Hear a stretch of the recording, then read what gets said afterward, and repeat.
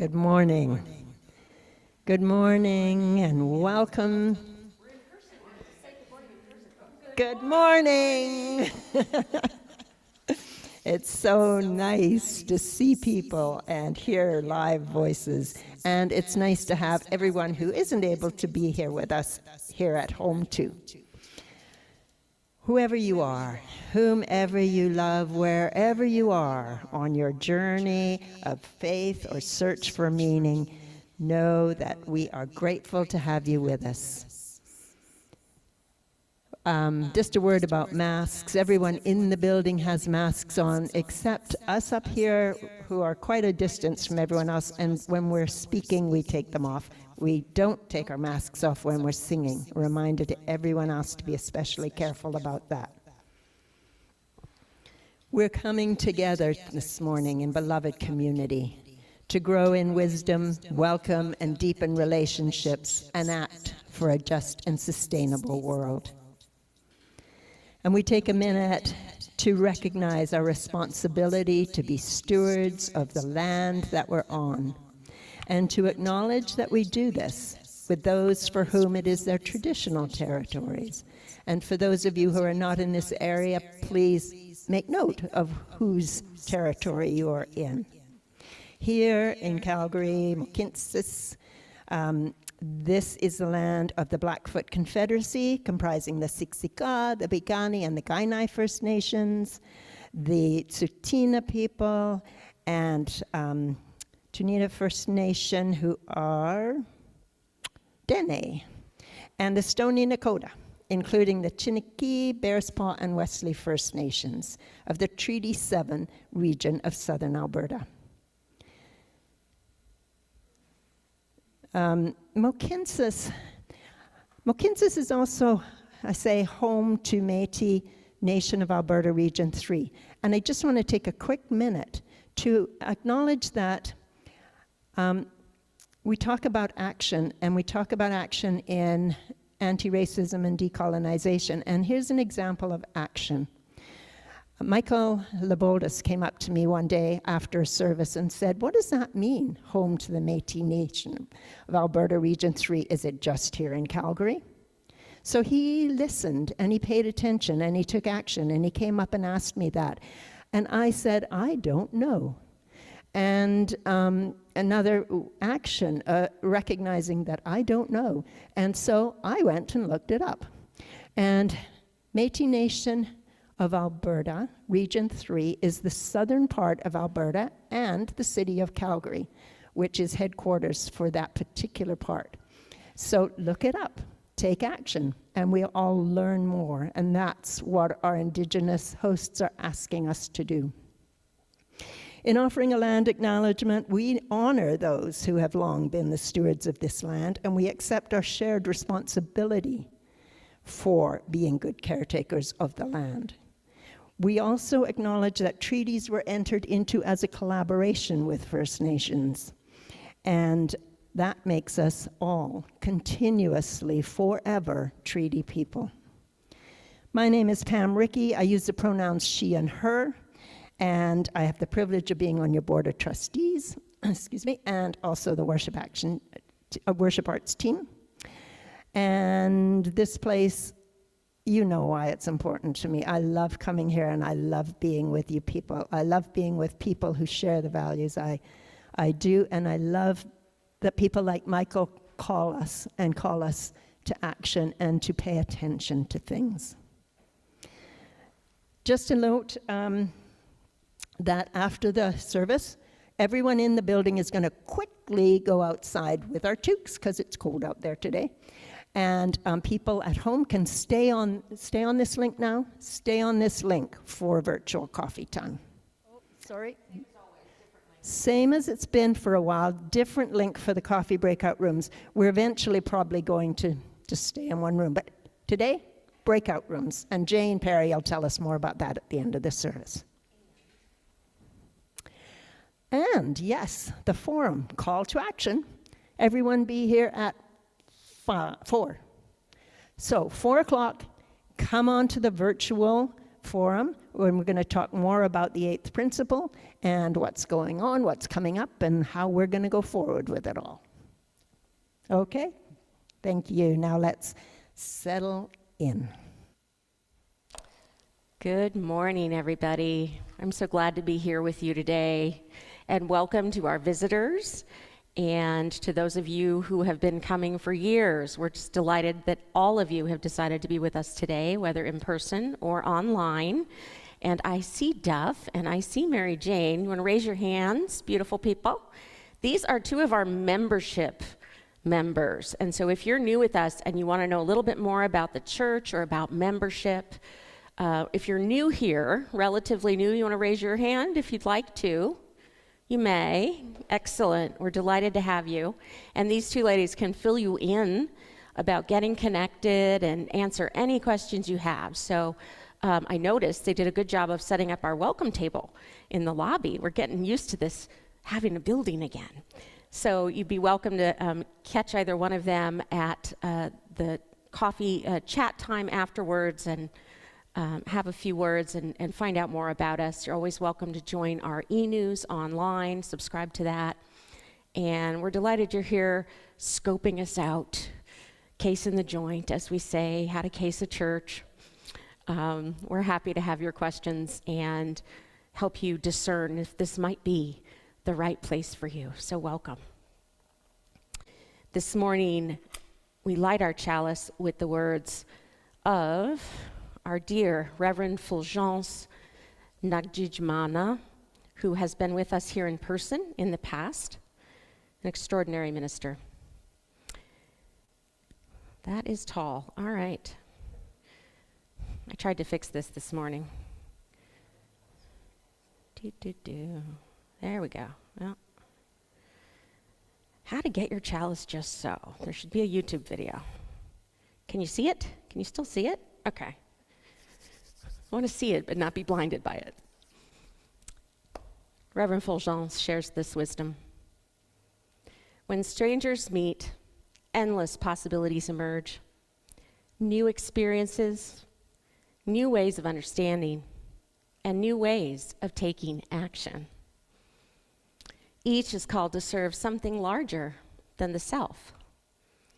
Let's light the chalice for openness, for the willingness to grow, for rich curiosity, and for common purpose. Let us worship together. Please rise in body or spirit and join in singing when our heart is in a holy place.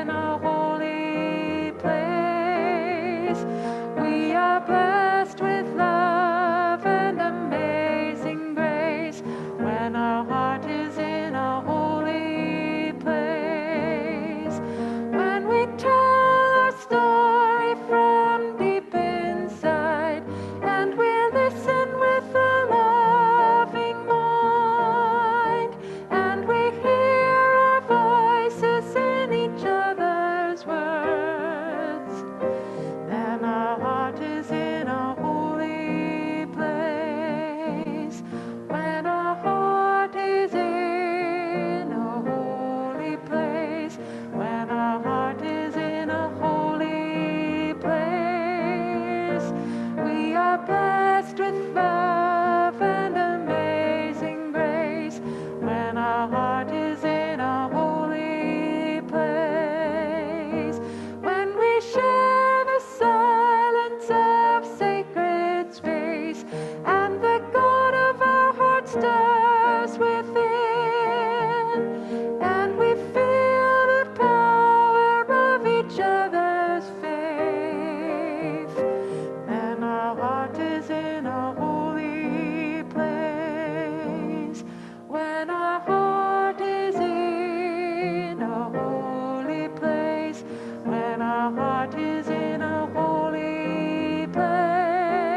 grace.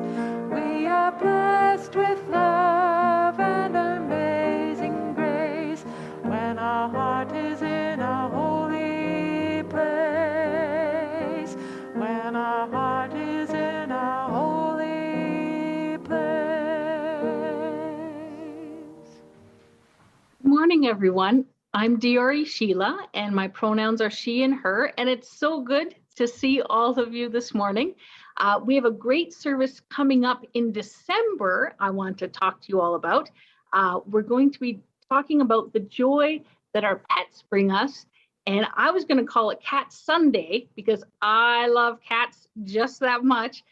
But, you know, some people like their dogs, some people have other pets, and owls. Some people have owls that they want to talk about and share. So if you have a pet and you'd like to share it with us, send me a picture and a little write-up, or feel free to do a little holiday video with you and your pet and send it in to me, Diori@calgaryunitarians.ca, and we're going to put together a great service in December talking all about our favorite pets and the joy that they can bring us. That's right, I'll include you too, yes. So we have that coming up. And today we're going to be talking about change and how change can be hard sometimes. And I have a great story to share with all of you about change. And it is called Dunan, The Bad Seed. That's right, The Bad Seed by Jory John.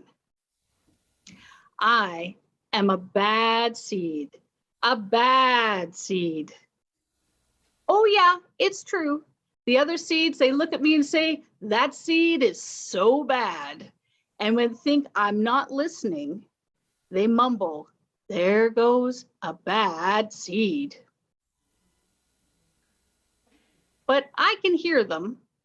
I have good hearing for a seed. How bad am I? Do you really want to know? Well, I never put things back where they belong. I'm late to everything. I tell long jokes with no punchlines. I never wash my hands or my feet. I lie about pointless stuff, and I cut in line every time. I stare at everybody. I glare at everybody. I finish everybody's sentences, and I never listen. And I do lots of other bad things too. Do you know why? Because I'm a bad seed, a bad seed. I just can't help it. Sure, I wasn't always this bad. I was born a humble seed on a simple sunflower in an unremarkable field. I had a big family, seeds everywhere. We found ways of having fun. We were close. But then the petals dropped and our flower dropped. And it's kind of a blur. I remember a bag and everything went dark. And then a giant. And I thought I was a goner. I thought I was done for. And I screamed and I hollered. And I was spit out at the last possible second. And I flew through the air and I landed under the bleachers with a huge thud. And when I woke up, it was dark outside and a wad of gum had softened my fall. And I felt okay, but something had changed in me. I had become a different seed entirely. I had become a bad seed. A bad seed. And that's right. I stopped smiling. I kept myself. I drifted. I was friend to nobody and bad to everybody. And I was lost on purpose. And I lived inside a soda can and I didn't care and it suited me. Until recently, I've made a big decision. I've decided I don't want to be a bad seed anymore. I'm ready to be happy. You know, it's hard to be good when you're so used to being bad, but I'm trying. I'm taking it one day at a time. Sure, I still forget to listen and I still show up late and I still talk during movies and all kinds of bad other stuff. But I also say thank you, and I say please, and I smile, and I hold doors open for people, not always, but sometimes. And even though I still feel bad sometimes, I also feel kind of good. It's sort of a mix. All I can do is keep trying and keep thinking, and maybe I'm not such a bad seed after all. Hey, look, there goes that bad seed. Actually, he's not all that bad anymore. I heard that. There's a bad seed. He's not so bad. So I want to share a secret with all of you. Sometimes I feel a little bit like a bad seed. That's right. Sometimes I'm grumpy and I want to get lost on purpose and I want to live in a soda can. You know, this past year has been hard, like a sunflower seed spit out by a giant, kind of hard. And sometimes when I'm grumpy, I just want to wear my pajamas and watch Netflix and eat ice cream. And when someone says, let's go for a car ride, I say, no, I'm staying in my soda can and I'm not going anywhere. And then I think to myself, oh, but it's not very fun being grumpy all the time. And so then I think, what can I do? And so this week in the Children and Youth newsletter, we have a printable. And it's all about feelings. It's called My Feelings Wheel. And it has these great feelings on here. And it has some great words that go with the different feelings. And I'm going to look at that and I'll say, yeah, sometimes I am grumpy. And, you know, sometimes I feel a bit sad. You know, it's getting dark outside really early. And I didn't realize that where we live here in Canada, when it gets dark so early, sometimes I feel a bit more sad than before. And that's a real thing. And then looking at my feelings wheel here, it says happy. And I think, actually excited. Christmas is coming. So that's something I feel excited about. And I put up my tree, which I'm going to show in the next coming weeks. You'll get to see my tree. And I feel kind of happy about my decorations. So there are things that I can do because sometimes naming how I'm feeling can help me make that decision to say, yeah, I'm going to work on being happy. And, you know, Oprah Winfrey has a great quote that says, the greatest discovery of all time is that a person can change their future merely by changing their attitude. And like the bad seed, what I think is great about that is I don't have to be perfect. You know, I can sometimes forget to be patient. I can still sometimes talk during movies, but I can also remember to say please and thank you, and I'd smile more. And those are all things I can do. And all I can really do is just keep trying and keep thinking that maybe I'm not such a bad seed after all. Sheila wants us to know she can hear us, and so if we love her stories, we can clap really loud. Woo, Sheila! Yay, we love your story. Thank you. Oprah also said one time that no matter who she interviewed, everyone at the end said, how'd I do? Whether it was a president or a king or a housewife, it didn't matter. Everyone wanted to know after their interview, how'd I do? I'm not doing very well once again. This is just becoming a thing. All right. This is going to work this time. Need brand new matches. Add that to the list. Now's our time when we really lean into community. We think about how important it is that we have people who love us and care about us and want to know genuinely what's real, what's going on in our lives. How are we today? How is it with your spirit today? And we are all here with one another to provide the light and the love and the comfort and the warmth, both when we are needing extra care because we're suffering or in pain or feeling grumpy, or whatever the case may be.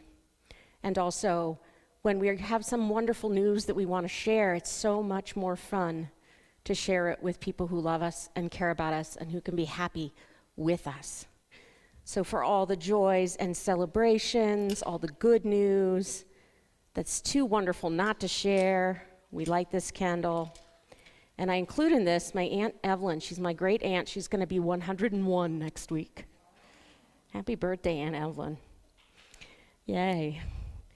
And for the times when we really need a hug, we need warmth and light and comfort of our friends and family around us, when we really need someone to share with that things are hard, this is difficult, things are happening beyond our control, and they're sometimes quite overwhelming. Thank goodness we have a loving community to hold on to in those times.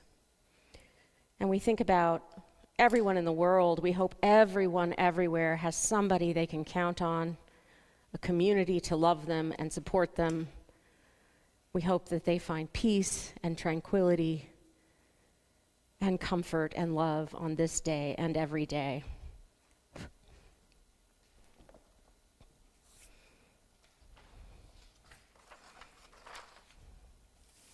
Please remain seated and sing with us, Return Again.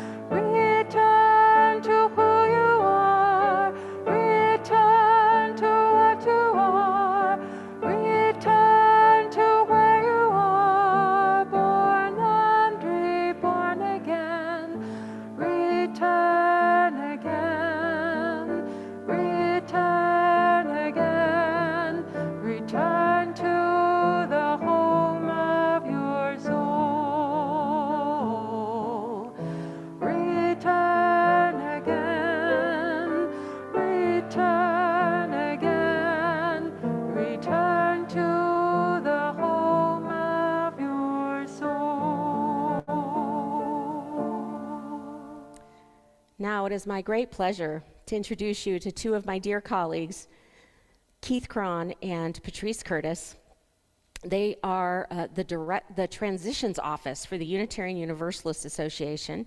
Reverend Keith is the director, and Reverend Patrice is the Transformational Interim Ministries Director. And together, the two of them help ministers and congregations during these times of transition when you're going to be first, they helped us help the congregation in bringing me here, and then they'll be continuing to help the congregation, the board, the search team, and all of us as you go into search to find your new minister. And so they've worked with a lot of congregations that are in the midst of transition and change, and they've learned a lot along the way. And at our General Assembly, the United States version, the UUA, big annual national meeting 2 years ago, the whole thing was online. And they gave this presentation about why we want and resist diversity. So I've put that together for us. First, Keith's going to talk to us about a change in congregations, and then Patrice will talk to us about the personal level of transformation. And unfortunately, for some reason, the video is not the greatest quality, and we apologize in advance. That has nothing to do with our tech wizards who are brilliant. This is just the quality the video received. And then when we embedded it in our slides to make it easy to hit play, well, the sound and the picture might not always agree. So we're just warning you in advance. You might just want to close your eyes and pretend it's a podcast and just listen at some times if that begins to bother you. So do whatever you need to do to feel comfortable during this time, and I hope you will find it inspiring. I'm going to come sit with you and watch. I want to talk to you today about what I have observed and learned in talking with people about being in our congregations, about watching our congregations try and do this work.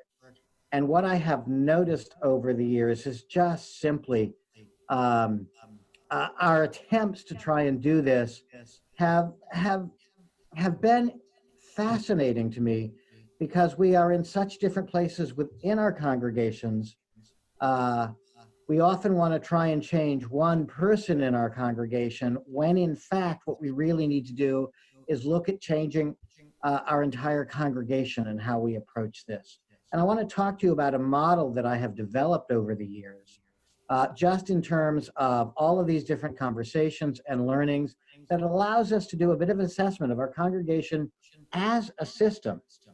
And so that we can see that and use that as a tool to understand how we might move forward and actually achieve what we actually want. So I'm going to share my screen with you. And this model comes out of just really working with our congregations over the years.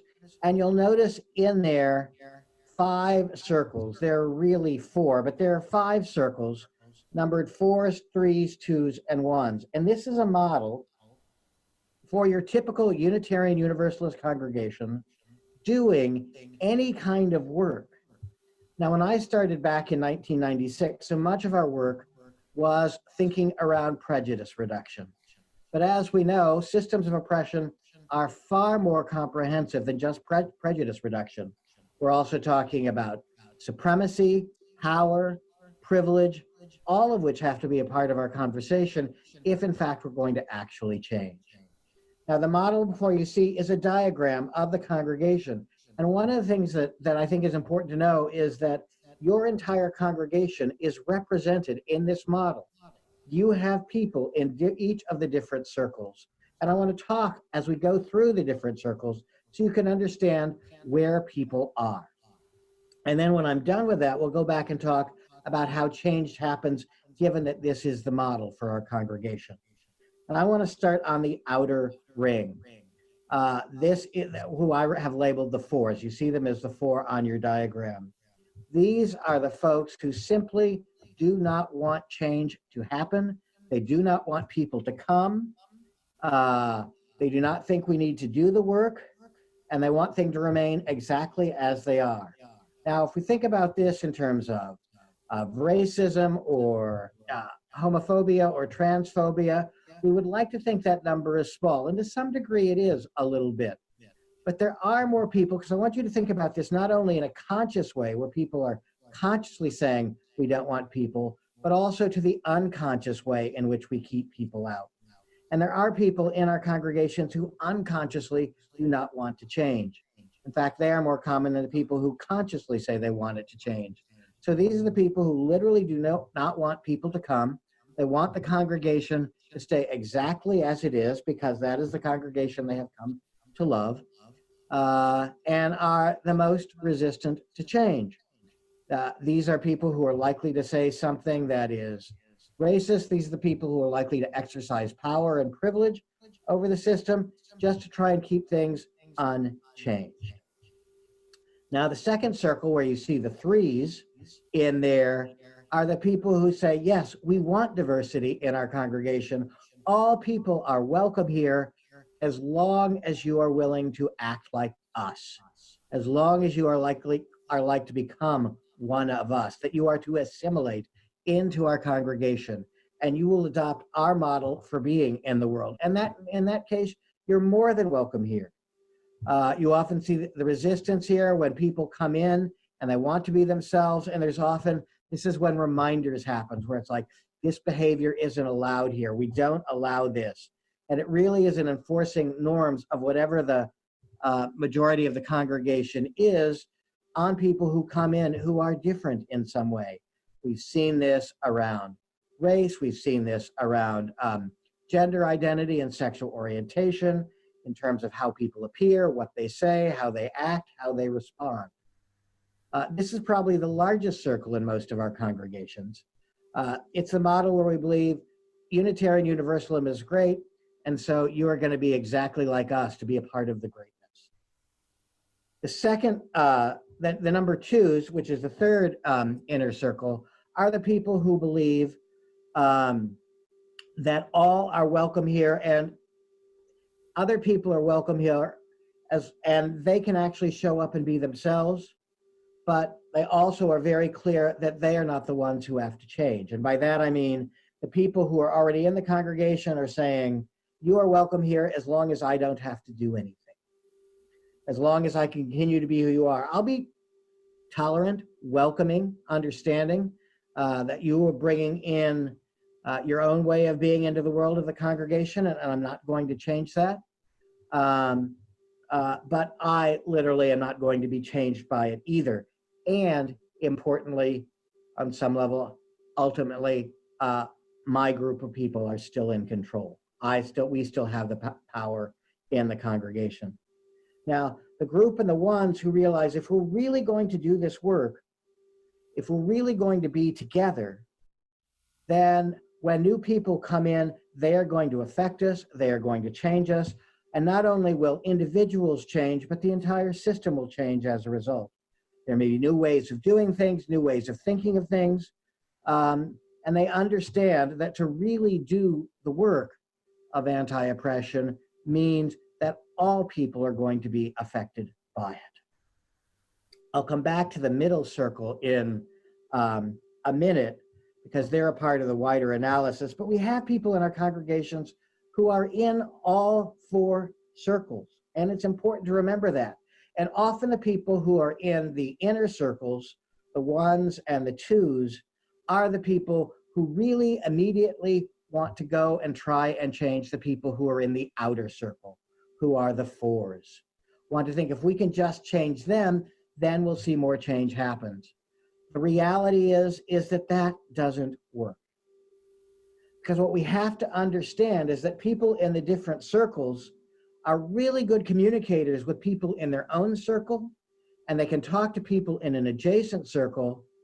But literally, if you're a one and you're trying to talk to a four about anti-oppression work, you're literally talking two different languages. And the levels of what is normal for each circle are so vastly different that they talk past each other. Perhaps you've seen this in the wider US political conversation happen from time to time, but it is a reality. The reality is if you want to influence and see change happen, that if you are in a particular circle, you have to talk with the people in the adjacent circle. And this is what I mean. Let's take the ones. They are going to talk to the people who are twos. And they're going to be able to talk to them about how, yes, our congregation is changing, which also means that we're going to have to change as individuals. But they're not going to be able to say that to someone who's in the forest because that's just too different a concept for them. What we often see, though, for the twos is they can say to the people who are in the threes, it is unfair, there is a power dynamic here, to say to someone, you can come in and be here as long as you are exactly like us, because we're saying, I'm not going to change, but you have to. That's an inequity, and that's what often drives people away from our congregations, because they see the power dynamics, they see the privilege, they see the supremacy, and then they decide to leave. And then there are the threes talking to the fours. And the threes often say to the fours, I don't understand what you're talking about. I don't understand why you don't want these people here. If we're Unitarian Universalists, if we value the inherent worth and dignity of every person, shouldn't all be welcome here? And the four often does a couple of different things. They actually have three different strategies at that moment that they often undertake.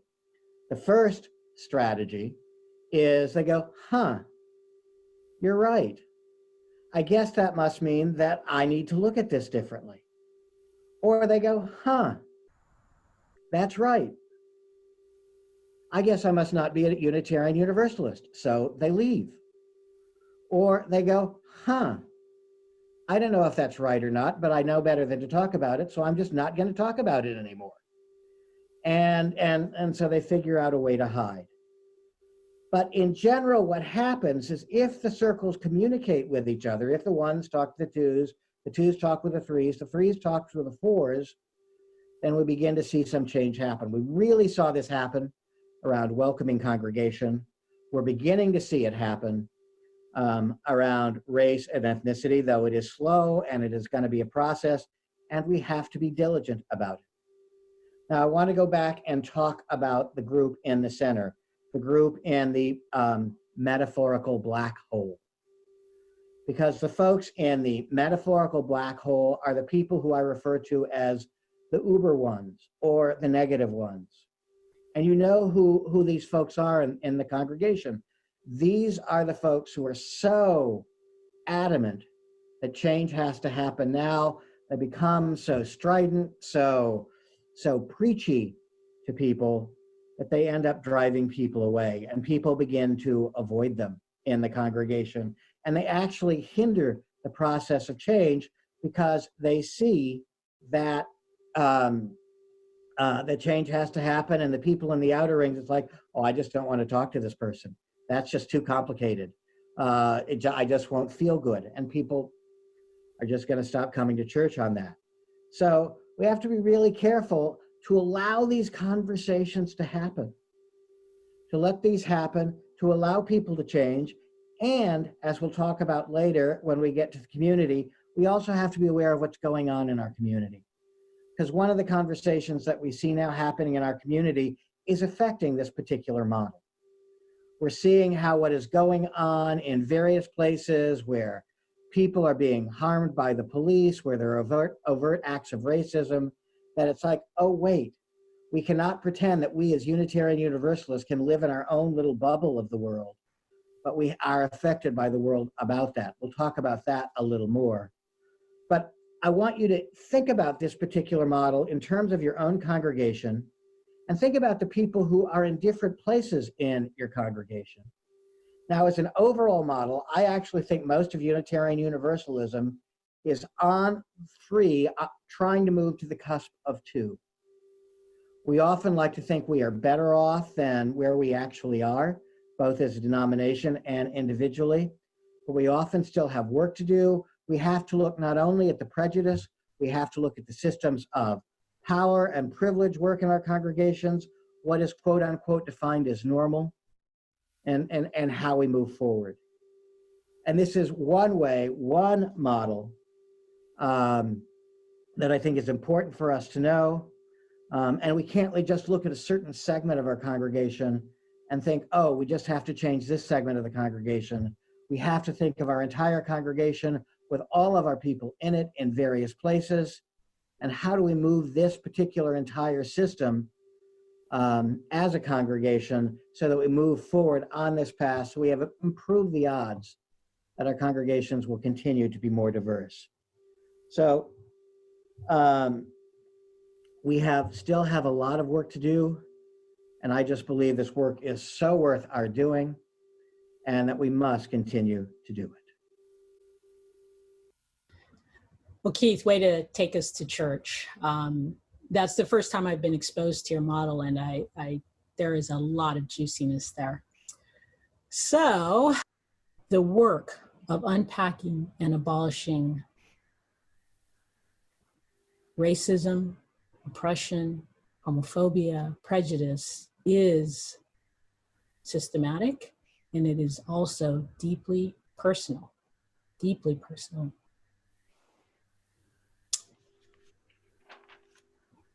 The deeply personal part is that, in a way, we are at war with ourselves, within ourselves. So much of what we do is dictated unconsciously, unconscious bias, sometimes called implicit bias. That is the part that we learn through what we are exposed to, through how we grow up, our family systems, what we learn in school, and what is reinforced or learned anew through the media and everything that we are exposed to. And those of us who want to resist prejudice have to combat within ourselves this unconscious bias. And this is a part of what it means to be human. As far as I know, they have not discovered any human beings who don't have unconscious bias of some sort or another. But here's the good news.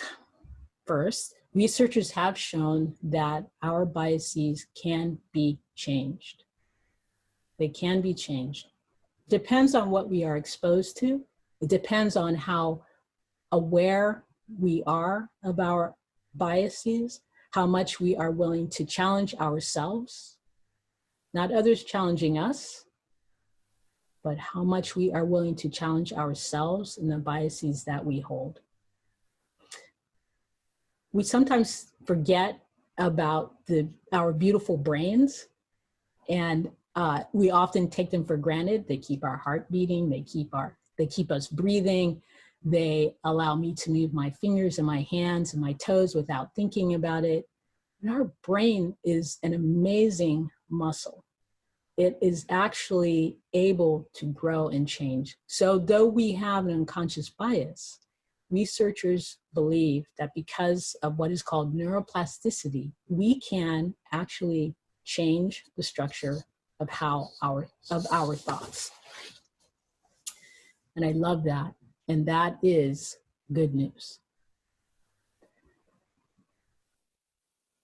And to do that, we have to decide that that is what we want to do.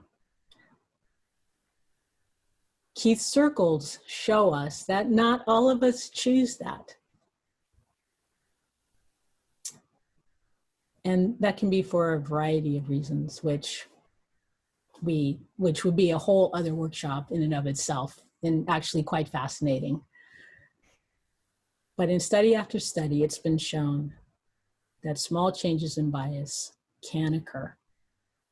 But it's not clear that they last from one study. Most of these studies are very short term. So we don't know whether they last, but researchers think that just as it means to be an athlete, that we have to keep working the muscle of our brain. We can't just decide to be an Olympic class marathoner and run one time. We have to build up to it also. It's also a journey. And it's important that we keep doing this work because I ran across one study that I want to share with you. And that is this. In a study, they had Black folks and white folks talk together to listen to one another. And what they discovered is that this happened to be white and Black folks, but we could put any sort of people in the room who are different and probably come up with something very similar. What happened is that the Black folks found that the white folks who were less biased, and they were less biased by an MRI machine looking at their brain. So it wasn't just someone saying I'm less biased, but that the parts of their brain associated with biases did not light up as much. Black folks found those folks sort of less likable. And the researchers think that this might be so because people who are aware of their prejudice were trying to be very careful in how they were talking with the Black folks. And what happened is researchers think it maybe came across as maybe inauthentic or just not as relaxed. There was something going on that they picked up on. And to me, who does not research this stuff, I feel that what this is, one of the things that this is saying is that we have to keep doing this work until it's in our very bones, until it's in our very heart, until it is who we are here, not just here.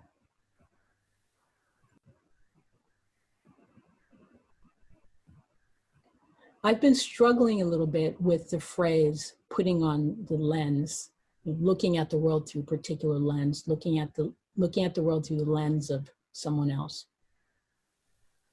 I like it and I don't like it. What I like about it is that, yes, we cannot be all people. I cannot be Keith. I can maybe put on the lens of Keith, sort of, maybe, and sort of look at the world, or try to look at the world through his perspective. The thing I don't like about that phrase is there is the feeling that we can somehow take the lenses off. And I think when it comes to looking at the world and seeing power, privilege, prejudice, that this is the way the world is. It is not lenses that we can take on and off. It is seeing the world closer, more fully, to what the world really is. And yet I know I can't see the whole world. None of us can. But to be, at least to be aware of the fact, I think is helpful.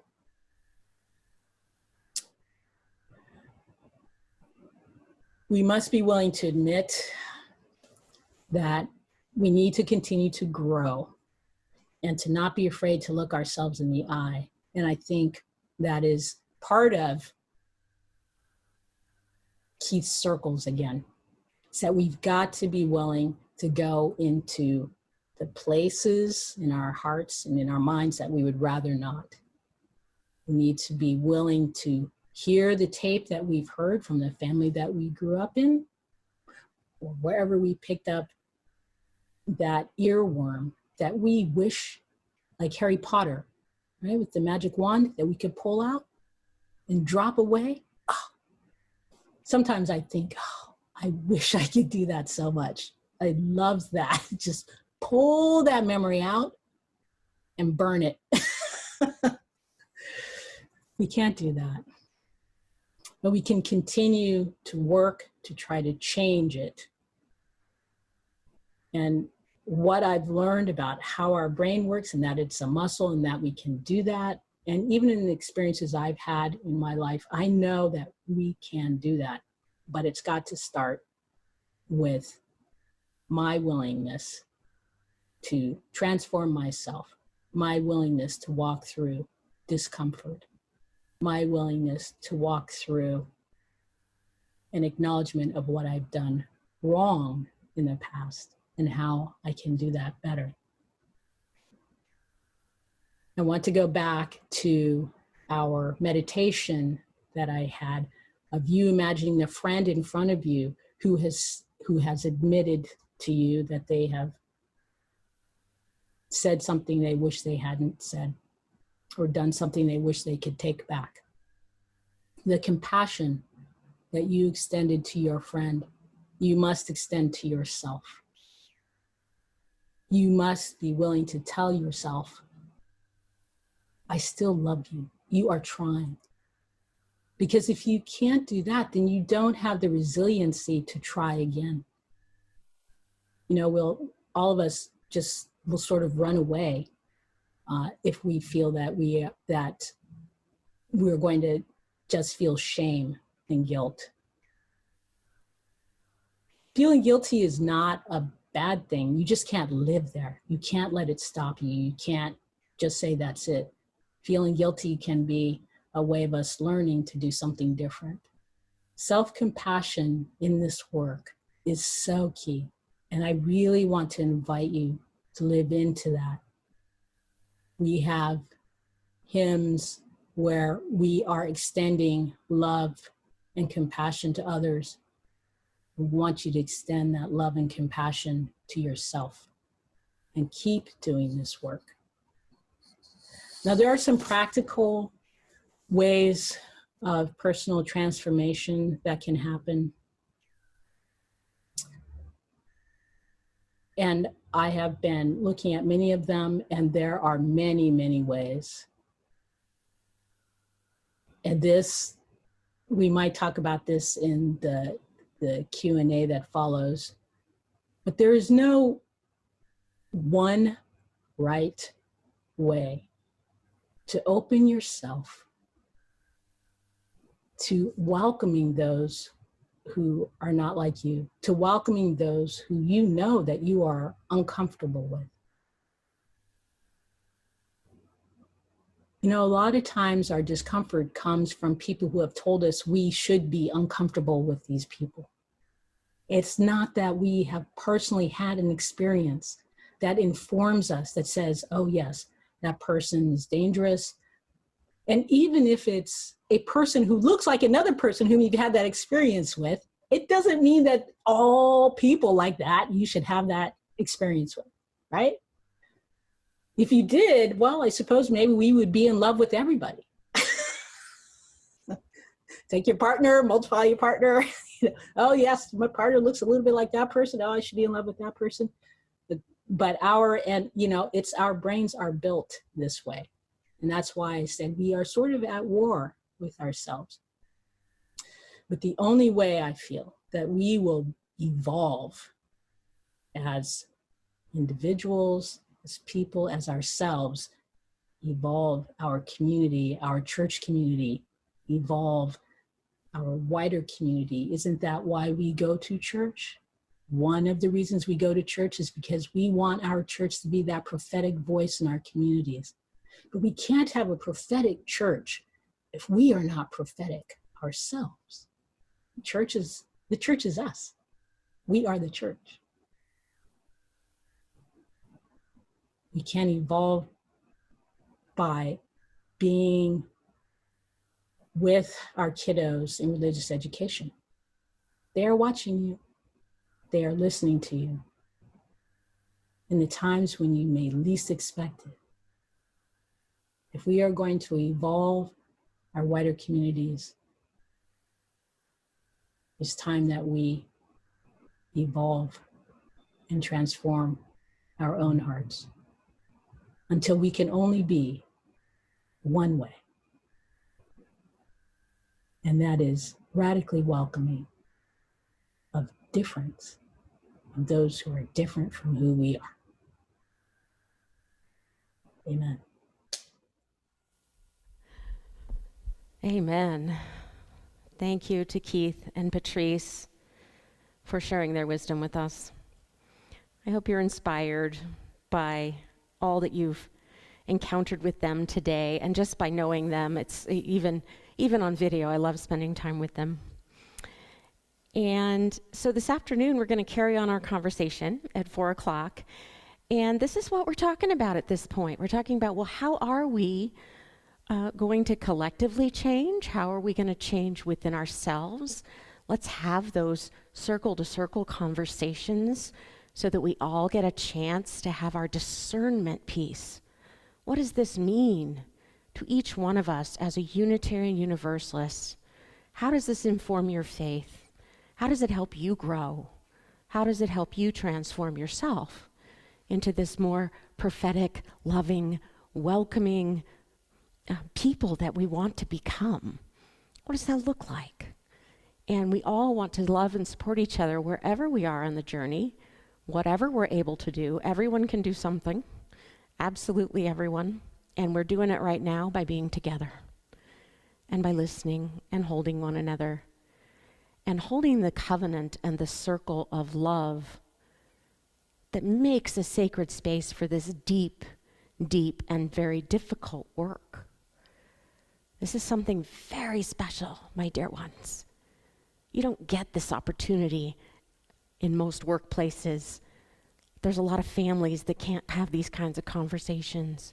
It's very rare to find people who really want to dive deep and really search our hearts, come true to our values.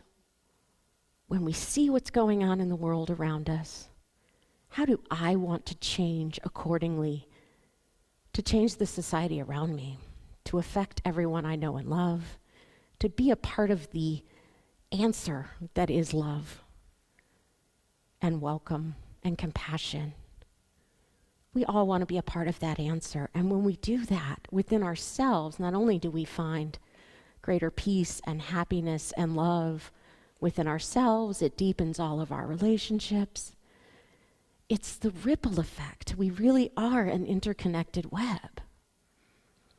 so that everywhere we go, when we see the world this way, we bring this presence with us, and we can, in fact, be emboldened to live our faith. We can interrupt systems of oppression when we encounter them. We know what to say and do if someone does something horribly racist right in front of us. We have a response for that. Because as Reverend Patrice so beautifully shared, it just becomes who we are. It's just who we are as a people. We're willing to move in the direction of trouble and be a presence there for love and light and a new way of being together that says, no matter what is going on, no matter who you are, I will come to your side and honor and support your worth and dignity in this world. We can learn how to do that for every single person we meet, starting with ourselves. Because it really is honoring your own worth and dignity to acknowledge how hard this is. This is really hard stuff. And to be present with yourself in new ways. As Patrice reminded us, this is often a place where we try to put it aside, sweep it under the rug. Oh, we don't want to talk about that, that's hard. Because we don't understand our true agency. We forget how truly amazing and powerful and resilient and strong we are. Don't underestimate yourselves, my dear ones. You can handle it. You can do this hard thing. It's a beautiful song by Carrie Newcomer. You can do this hard thing. Don't underestimate yourself. And if you hit a discomfort where you really don't want to deal with it, you don't want to look at it, that's when you reach out to your circles of support and love and compassion. And it's okay to rest there with people who love you and pick up the journey again when you feel stronger. That's all any of us can do. I was a mental health therapist for a long time, and we used to talk about compassion fatigue and how, let's say I ask you to hold up a glass of water, no problem, you can do that, most people can. But if I tell you to stay there, eventually your arm is going to get tired and you're going to have to put it down. Right? So that's just a good reminder for all of us that when we need to put it down, rest with our loved ones, rest in the comfort of a community that wants to share the journey with us and keep us nourished along the way. This is not one of those crawling on your knees through the dirt kind of pilgrimages. This is a holding hands, singing, camping by the campfire, eating s'mores kind of pilgrimage. The fun kind. The kind that we share with friends that is so deeply meaningful. And none of us are always going to agree. We're sometimes going to say things that hurt or offend one another. That's just how it is with humans, especially when we care so deeply. It's one of the things I love about you is we care so deeply. We get passionate about things. And that's especially when we need to leap right into our covenants that say, come back in. I don't want our difference to disconnect us. I want it to connect us because it's an opportunity to be open and show compassion to one another. That's what that conflict is. It's an opportunity to connect more deeply as authentic human beings. What a concept. That's what covenant's about. So we're going to sing a song called We Begin Again in Love that really is about that covenant and how wonderful it is and how special it is that no matter what we do, no matter what kind of a bad seed, no matter what we've done, there's a place and a way to come back together for compassion and love. Jane's going to help us. So as we prepare to sing this piece together, friends, please know that it's like a responsive reading. It's just that our response to Shelley's words is sung. So I'm going to sing this little song for you. I'll invite you to sing it again with me, and then we will proceed into the meditation.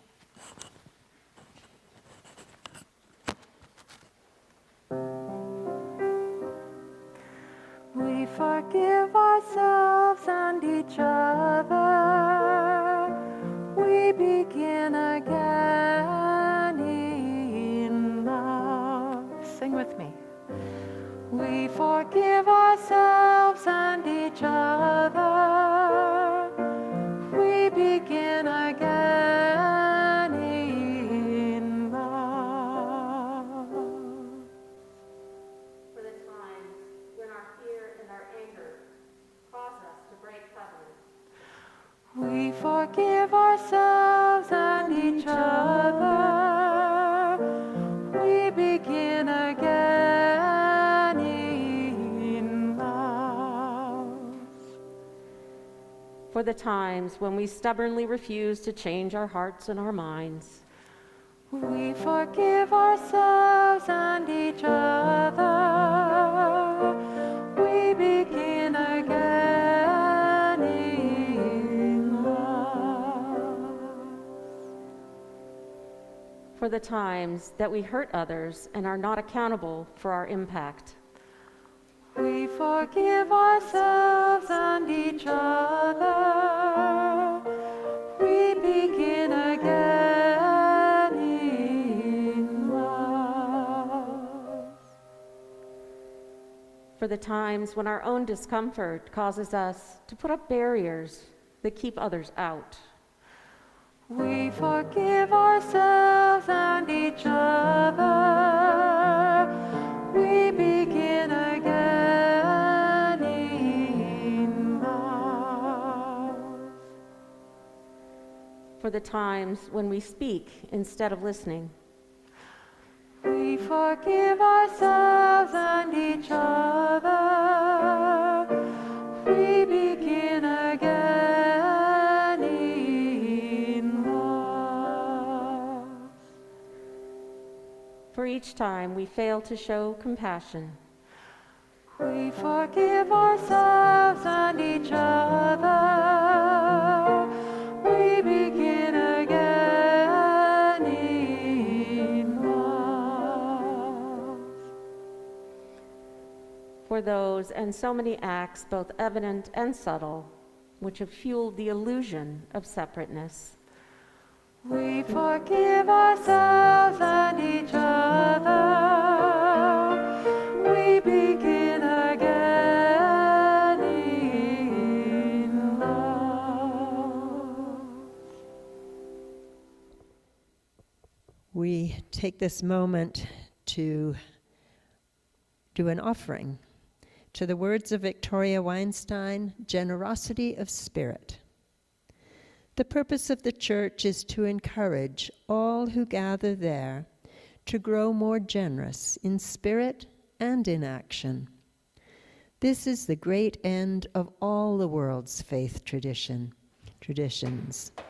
to bring the human being closer to the divine by acts of creation and compassion. We'll take now an offering that allows us to exercise that all-important generosity of spirit, an offering that will support this self-supporting church and in its many ministries. We'll take a moment to hear from Ryan Anderson, who's the lead organizer of the Calgary Alliance for the Common Good, and they are our recipients this month, the month of November, for the 4 others. So for people who are new, part of our offerings today will go to the Calgary Alliance for the Common Good. That happens every month, different group. There are envelopes at the back of this hall for people who are here and want to give in that way. You can do it on your way out, though. And in this new world of technology, there will be things up on the screen, different ways that you can contribute electronically. But now we'll just take a moment to hear from Ryan Anderson. Hello, my name is Ryan Anderson. I am the lead organizer for the Calgary Alliance for the Common Good. I will begin by saying thank you. Your community is one of the communities that created the Calgary Alliance for the Common Good and have been a part of it since the very beginning. So thank you for your involvement and for the creation of our important alliance. Each of our traditions have within it some notion of tikkun olam, how we heal the world. Other words we use for this is justice, the ordering and structuring of our community so that life can flourish. Or it's very similar term, shalom, which is how do we live in harmonies so that everyone can flourish. Now, what's interesting about words like justice and peace is while there's an individual component, they're actually primarily social terms. They're about relationships. They're actually about politics.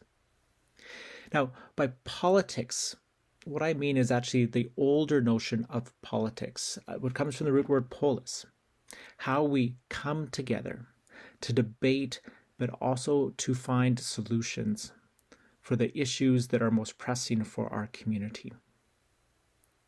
The Calgary Alliance for the Common Good was created by you and by other communities so that there is a vehicle by which you can enter into our political life, so that we can find solutions to the most pressing issues of our community together. And what's been exciting is the impact we've been able to have together. Just think about it. Because of the work that we have done together, when someone has a mental health crisis, they don't just have a police officer showing up at the door, but that police officer is now accompanied by someone with mental health training who's a mental health professional. And this is now available 22 hours a day. And there are twice as many teams who function this way than there were before because of the work that you have done. Likewise, the city is now investing $25 million into mental health strategies, including looking at how we can pilot and have more effective mental health prevention and early intervention strategies within our school systems. And also because of you, we're going to be having a green line built. 20,000 people will have jobs because of this. Just think about that. 20,000 families that may not have had an income now have an income because of the work that you've done. 30,000 tons less of greenhouse gases will be emitted every year. And what's also incredibly significant is the numerous communities that were previously underserved by transit will now have world-class transit. What's also important is who will be on those trains and also who will be on our buses. Because of the work that you have also done and that we have done together, the low-income transit pass was preserved. 60,000 Calgarians who struggle with having enough money just to get by will be able to access and are accessing transit passes that allow them to get to their doctor's appointments, to get to jobs, to be able to see their friends. That's the work we've done together because we've been willing to engage in this political work of solving our community's issues. But of course, there is more work to do as well. We have begun this journey of truth and reconciliation. We've begun the work of wrestling with the truth of colonization. And this is a work that needs to continue. Likewise, when we look at the environment and how do we address this challenge of environmental pressures and climate change while also balancing the needs to have a strong economy, it's essential work, an essential issue that we need to come together as a community to address. Also, as an alliance, we are wanting to look at how do we become more diverse? How do we truly stand for the whole of the community? One of our goals is to actually be able to hire a second associate organizer so that we can actually better support our collective work, expand our diversity, and be more effective. So that's why I am especially appreciative that over this next month, you as a community are considering to give extra within your monthly givings to support our work. Because the reality is that without that financial support, we can't exist. We can't do the work that we've been able to do. Or can we continue to be a vehicle for all of us to engage in our public life? So thank you. Thank you for supporting our work. Thank you for creating it. Thank you for being engaged with it. And thank you for being one of the communities that is truly working for a city that is defined by justice and compassion.